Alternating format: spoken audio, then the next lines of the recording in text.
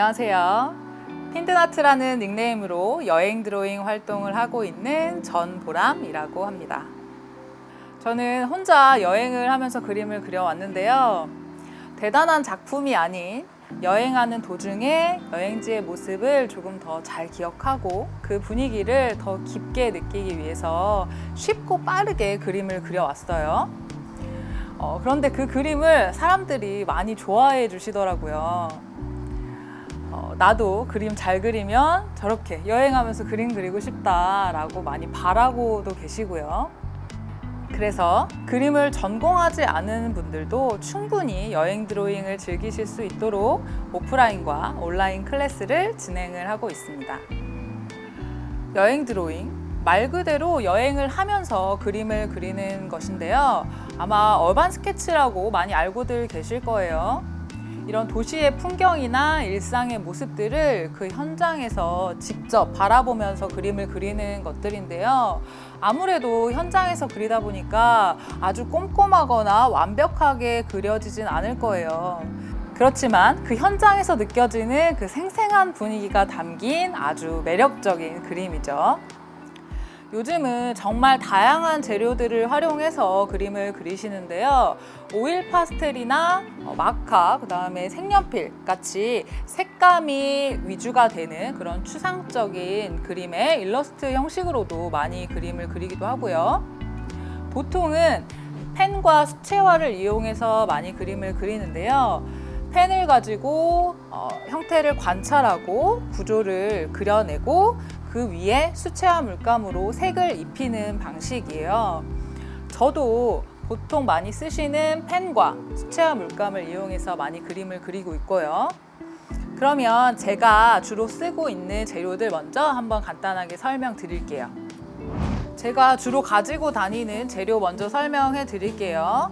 저는 보통은 이 파우치 안에다가 재료들을 다 넣고 다니는 편이에요. 아무래도 여행하면서 그림을 그리다 보니까 재료들이 너무 여기저기 널려 있으면 한 번에 찾아서 그리기도 어렵고 좀 번잡스러워가지고 이렇게 작게 컴팩트하게 가지고 다니는 편이고요. 이제 이 안에 있는 것들 하나씩 말씀드릴게요. 먼저 그림 그릴 때 가장 중요한 펜이에요. 이 펜은 피그먼트 라이너라는 펜인데요. 잉크 자체가 피그먼트 잉크라고 해서 물에 번지지 않아요.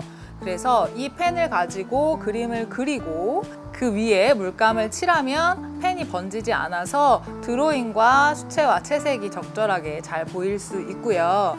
그리고 이 펜은 보시면 아시겠지만 두께가 정해져 있어요. 0.05 사이즈나 0.1 두께의 펜을 많이 사용하는 편이고요. 그리고 저는 그림 그릴 때 항상 사인을 하는데요. 그 사인을 0.3 두께로 조금은 두껍게 그리고 있는 편이에요. 자, 그리고 또 화이트 펜도 주로 사용을 해요. 하얀 글씨나 작게 하얗게 포인트를 줘야 하는 부분에서는 이 화이트 펜을 사용하는 편이고요. 그리고 이제 붓을 설명드릴게요. 붓은 이 워터브러쉬라는 붓을 사용을 하는데요. 이렇게 생겼는데 이 몸통에 물을 담아서 쓰는 거예요. 이것을 이렇게 열어보면 고무 파킹이 있고요. 이걸 열면 이 몸통에다가 물을 채워서 쓰시면 되거든요. 그래서 이렇게 몸통을 누르면 물이 바로 나오게 돼 있어요. 그렇게 붓물을 적신 상태에서 물감을 묻혀서 칠하시면 될 것 같아요. 그리고 가장 중요한 물감을 보여드릴게요. 이거는 지금 일반 튜브 물감, 수채화 물감을 제가 이렇게 짜서 굳혀서 놓은 거예요. 애초에 이렇게 고체 물감으로 나온 물감들도 있는데요. 굳혀서 나온 이 고체 물감은 내가 물감을 묻혀서 바로바로 녹여서 칠하시면 되는 거예요. 그래서 가지고 다니기도 쉽고 여행 드로잉 하실 때 아주 손쉽게 쓰실 수 있어요.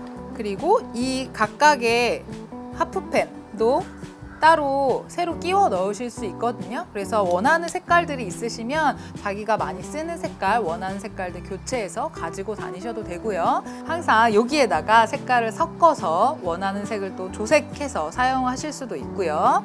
작은 티슈도 같이 가지고 다니는 편이고요. 준비해드리는 키트 설명도 한번 드릴게요. 이 키트는 제가 가지고 다니는 이 재료들이 여기에 다 들어있어요. 한번 열어보면 이렇게 종이 낱장 팩이 10장이 들어있고요. 이렇게 물감과 붓, 그 다음에 일반 수채화 붓, 연필, 그 다음에 연필깎이, 스펀지까지 들어있어요. 이 워터브러쉬는 제가 아까 설명드린 것과 동일하게 사용하시면 되는 거고요. 여기에는 물감을 묻혀서 바로 채색하시면 될 것 같아요. 이 일반 붓은 물통을 따로 준비를 해주셔야 하는데요. 저도 가끔은 이렇게 따로 쓰기도 하거든요. 이렇게 작은 휴대할 수 있는 물통에다가 물 조금 받으셔가지고 물을 묻혀서 사용하시면 될 것 같아요. 그리고 여기는 연필이 같이 준비되어 있어요. 저는 보통은 여행 드로잉 할 때는 연필 스케치를 거의 하지 않아요. 오히려 그림이 더 지저분해지거나 더 정리가 안 될 수도 있어요. 그렇지만 도저히 나는 구도 잡는 것이 너무 어려워서 안 되겠다 하시는 분들은 가볍게 연필 가지고 큰 형태만 그려주시면 괜찮을 것 같아요. 너무 진하지 않게만 그리시면 그림 그리실 때 도움이 많이 되니까 사용하셔도 괜찮을 것 같고요. 그리고 여기 스폰지에다가 물감 다른 색을 쓰기 위해서 한번 헹구실 때 여기에다가 바로 짜서 닦아내시고 다른 색을 다시 묻혀서 쓰시면 될 것 같아요. 종이에 대해서 설명드릴게요. 종이도 여러 가지를 사용하실 수 있어요. 먼저 이렇게 제본이 되어 있는 스케치북인데요. 이렇게 한 장씩 낱장으로 뜯어서 사용하시면 돼요. 이렇게 뜯어서 사용하실 때는 이런 클립보드 활용하시면 좋아요. 여기에다가 이렇게 꽂아두시고 받침의 역할을 하면서 그리시면 좋습니다. 그리고 저는 보통 이렇게 양장본 스케치북을 많이 활용하는 편이에요. 애초에 커버가 두껍게 되어 있고 스케치북으로 이렇게 보관할 수 있어서 아주 여행 드로잉 할 때는 적합하게 사용하실 수 있어요. 현장에서 그림을 그리게 되면 대부분은 손에 들고 그리는 게 좋아요. 형태가 많이 틀리지 않을 수 있기 때문에 이렇게 손으로 들고 그릴 때는 커버가 단단한 종이가 훨씬 더 도움이 많이 된다는 거 알고 계시면 될 것 같아요.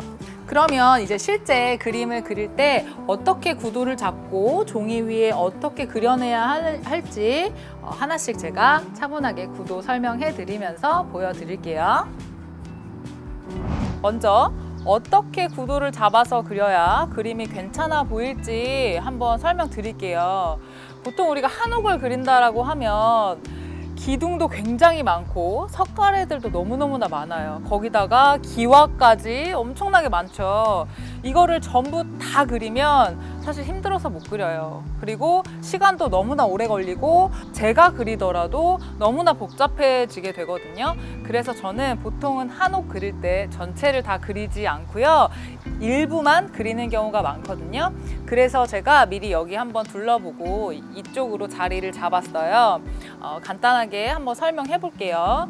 지금 제가 그릴 부분은 기둥 바깥쪽으로만 그릴 거고요. 꺾이는 옆면과 그리고 이 석가래들이 막 반복되어서 보이는데 겹쳐 보이기 때문에 오히려 조금 더 쉬울 수 있어요. 전체 모양이 다 그려지지 않고 앞에 정확하게 보이는 부분만 그려내고 뒤에는 겹겹이 보이는 느낌만 살짝 내주시면 될 것 같고요. 기와는 그리면서 제가 어떻게 그릴지 설명드릴게요. 이렇게 한옥의 일부의 모습과 그리고 어디에나 있죠. 한옥에는 멋진 나무들이 있어요. 뒤쪽에 굉장히 큰 나무가 있는데요. 이 나무까지 해서 하나로 이어서 그리고 오른편에 보이는 돌계단과 작은 예쁜 색깔의 꽃까지 해서 한번 같이 그려볼게요. 그러면 제가 자세하게 종이 위에서 전체 흐름 잡는 것과 그려나가는 방법들은 직접 그리면서 다시 한번 설명드릴게요.